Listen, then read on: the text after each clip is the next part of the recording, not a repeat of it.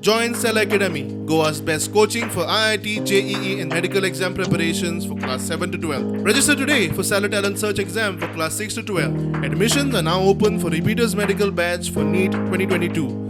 Chennai, get two very good results against two strong teams like ATK and Bengaluru. And I think they are playing really good, no? They are going to be a very tough opponent.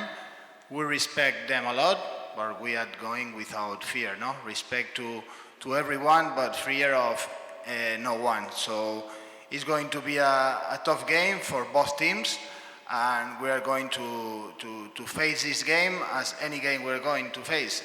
Being brave, trying to get 3 points, no matter if we play away, we play at home. Yeah, of course. It's going to have a great impact because last seasons, a team who is in the 10th position in the last games, he didn't have chances to get the top 4.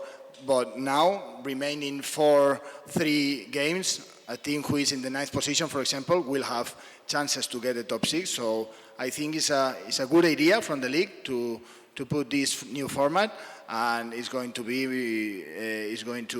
convert the league more exciting, even more exciting.